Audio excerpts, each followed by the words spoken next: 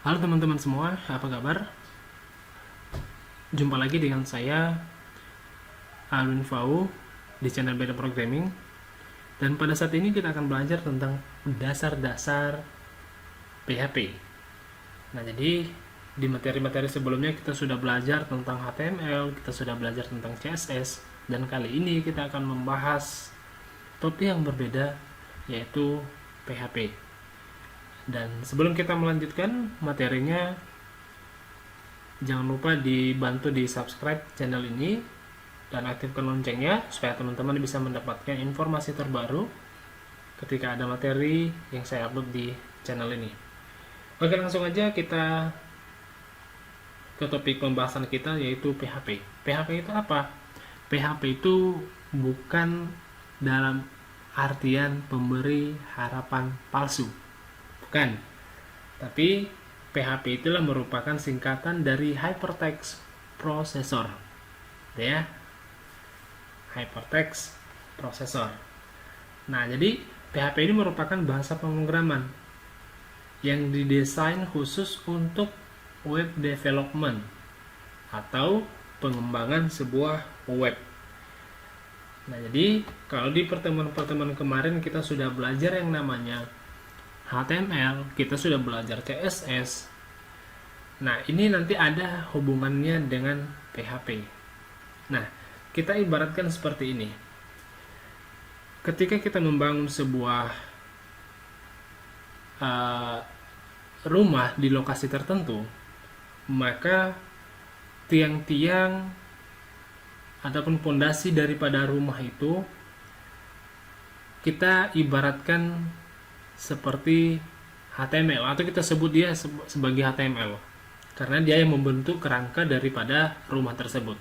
Sedangkan untuk warnanya, mengatur tata letaknya, menghias rumah tersebut supaya tidak monoton tampilannya, maka kita gunakan CSS. Nah, kalau PHP-nya itu fungsinya di mana? Kalau PHP-nya itu fungsinya yaitu untuk membuat action. Dalam artian apa? Siapa saja boleh memasuki rumah, siapa saja boleh menempatkan atau membuang segala sesuatu di rumah tersebut. Gitu ya. Nah, jadi itulah gunanya, atau itu dia contoh penerapan dalam kehidupan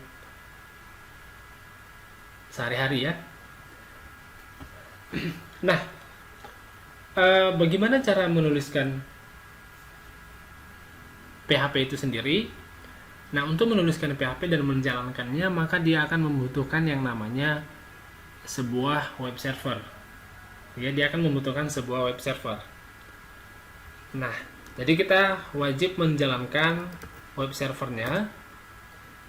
Ini web server yang saya gunakan di sini yaitu Apache. Ini saya gunakan Apache. Dan penempatan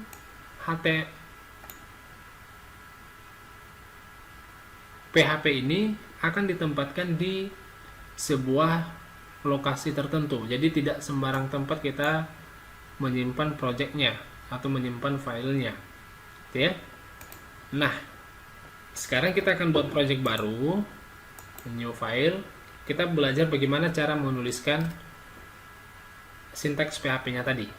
Nah, ini kita simpan di dalam local disk C, kemudian sum htdocs. Di sini saya akan buat dasar PHP. Ya. Bukan dasar pemberian harapan palsu ya. Bukan. Nah, ini saya simpan dengan nama belajar1.php. Oke, kita simpan. Nah, bagaimana cara menuliskannya? Nah, untuk menuliskan PHP-nya itu sendiri, kita mulai dengan tag yang namanya PHP. Ya. Tag PHP seperti ini. Kemudian kita tutup dengan tanda tanya dan tanda lebih besar.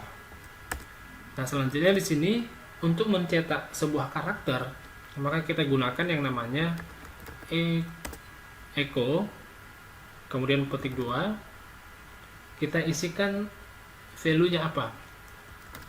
Selamat datang dan selamat belajar PHP di channel BD Programming. Oke ya. Kemudian saya tambahkan lagi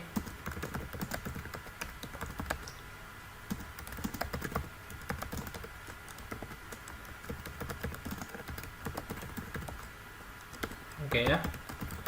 Ini contoh ada satu kalimat ya, ada satu kalimat yang akan saya cetak di dalam browser.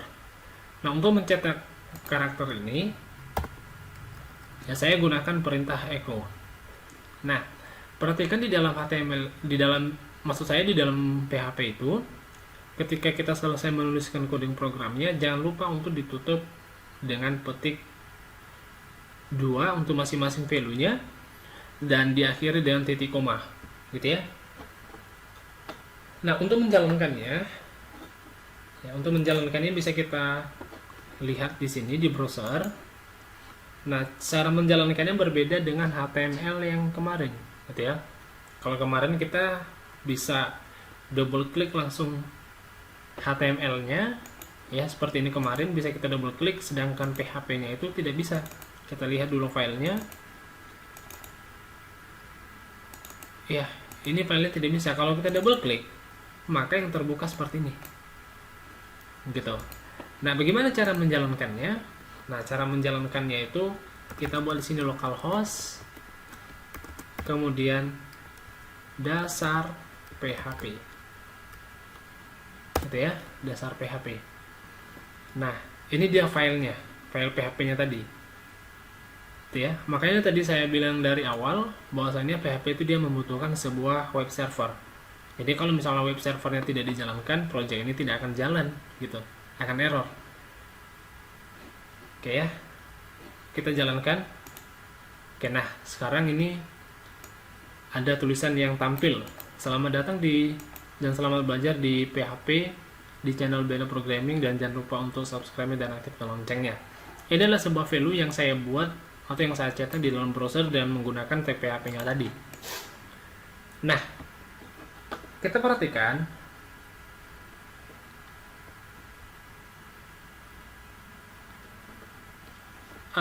di dalam script yang saya buat ini adalah merupakan tag pembuka daripada PHP.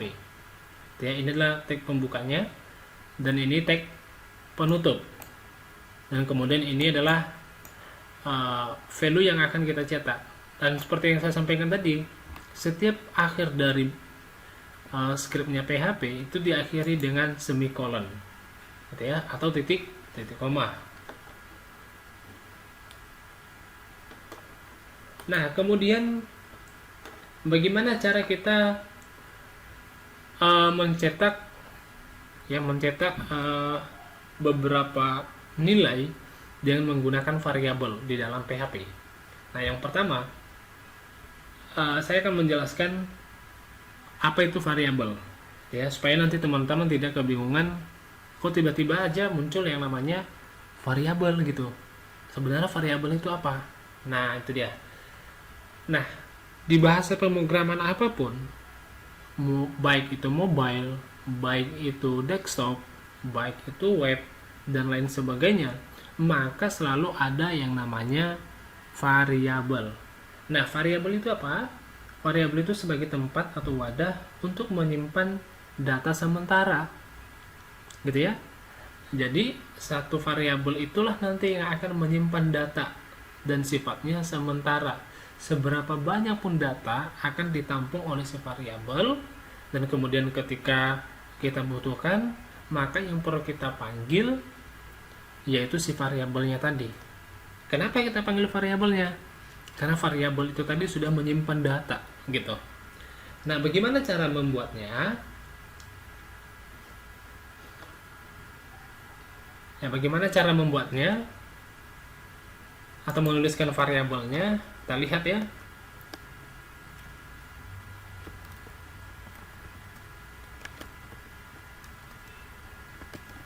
Oke, kita lihat di sini. Yang pertama, penulisan variabel pada PHP dimulai dengan tanda dolar seperti ini. Kemudian variabel PHP itu bersifat case sensitif atau sensitif terhadap huruf besar dan kecil, gitu ya. Kemudian untuk mengisi suatu variabel bisa langsung menambahkan tanda sama dengan, gitu ya.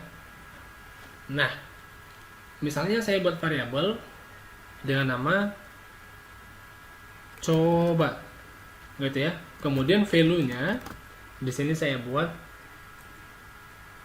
dengan nama saya belajar PHP di channel BD Programming. Nah, seperti ini. Jangan lupa semikolonnya. Nah, kemudian kita mau menampilkan kalimat ini ke dalam browser kita. Bagaimana caranya? Kalau kita lakukan sama seperti tadi, ini akan kosong, gitu ya. Kenapa kosong? Karena tidak ada yang kita tampilkan, gitu. Nah, kita coba gunakan perintah print, gitu ya. Print, kemudian dolar coba. Ini saya coba gunakan, apakah bisa? Nah, ini bisa. Nah, jadi di dalam PHP itu ada dua perintah yang bisa kita gunakan untuk menampilkan data, gitu ya. Bisa kita gunakan print atau bisa kita gunakan yang namanya echo. Nah, kita lihat ya perbedaannya.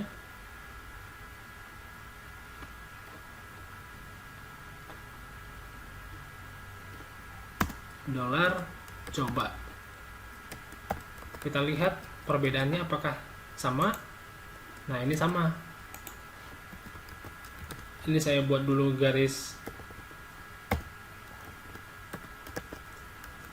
Saya buat dulu BR supaya bisa nanti ter-enter ke bawah.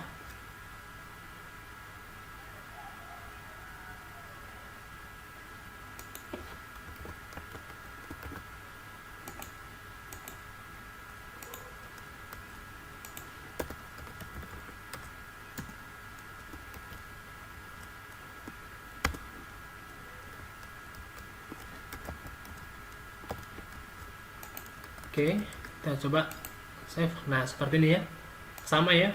Jadi menampilkan atau mencetak beberapa nilai daripada si variabel. Nah, kemudian kita akan coba update ya, update isi daripada si variabel. Boleh nggak kita gunakan? Atau boleh nggak kita ganti? Boleh. Tuh, misalnya saya buat di sini dolar coba lagi dan variabel yang sama. Dan kemudian nilainya itu saya rubah menjadi jangan lupa bantu untuk subscribe-nya, seperti ini.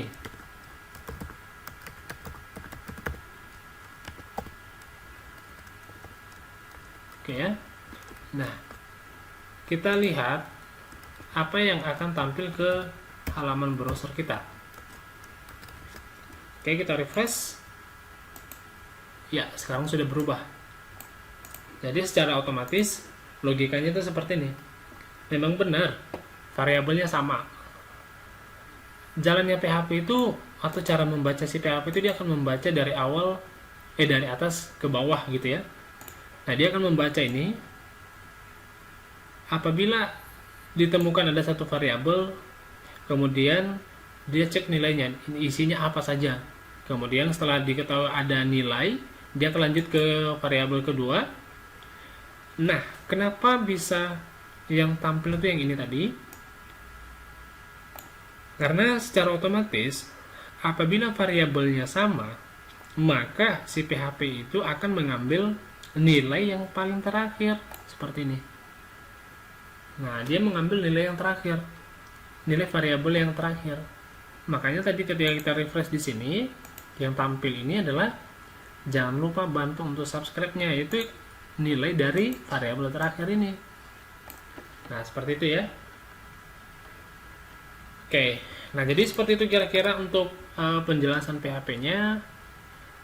Ketika ada nanti yang mau kalian tanyakan, silahkan komentar aja di kolom komentar video.